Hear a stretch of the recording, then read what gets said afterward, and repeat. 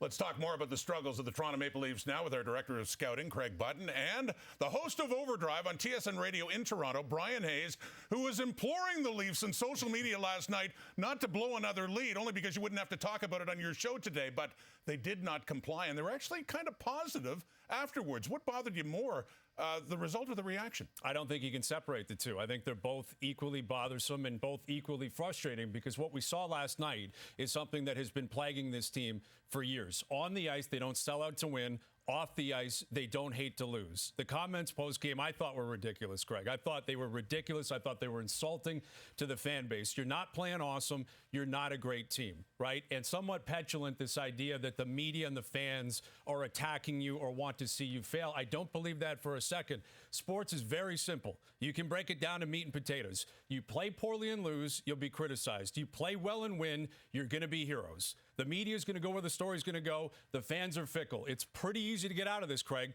Pay attention to detail, start defending better, start winning games. Everyone's happy again. I will say the fans are passionate. They're not fickle. They're passionate. And they care win. about that. They do. And so, the players on the ice are the ones doing it to themselves. It's nobody on the outside. Let's get that clear.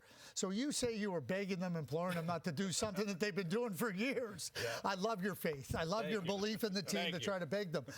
Arguably, Saturday night versus Colorado, Tuesday night versus Edmonton, they're two worst defensive efforts of the year. For them to come out and suggest that that was a good effort, an awesome effort, and they were good defensively, oh boy, that is not seeing the forest for the trees. This team has won 5 of their last 14 games. There's nothing great about what they're doing right now. And not just losing games, but blowing leads is talked about to lose those games. So we'll bring up the trade deadline coming up March the 8th. What, if anything, can Brad Treliving do between now and then? I'm going to pose this question to both of you and to our viewing audience. Maybe the trade deadline isn't the time for him to do anything. Maybe this is about reset time. Mm-hmm. Is there really an opportunity for Brad Treliving at the trade deadline to do anything meaningful that'll change the fortunes of this team? Remember, he came in here to change the fortunes of this team come playoff time.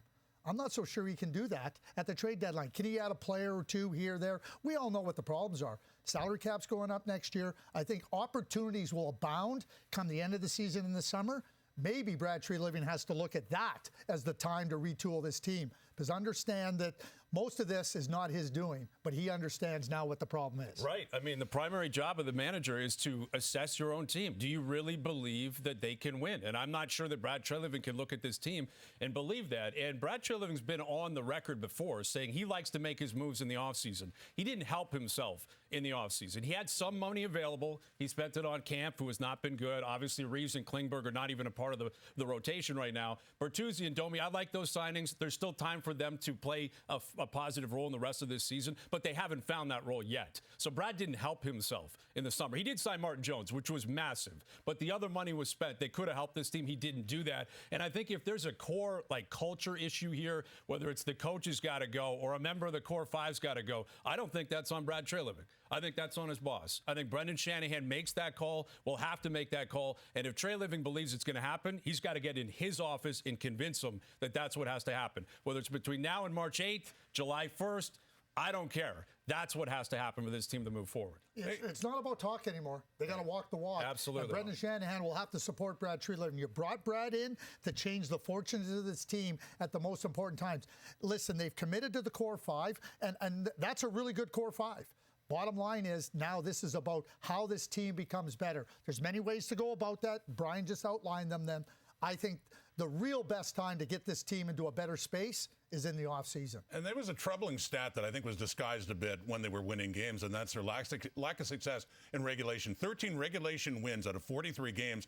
And to consider there are only 7 teams that have done fewer than 13, and none of them are close to a playoff spot right now. The struggles for the Toronto Maple Leafs. Craig Button, Bryan Hayes, thank you.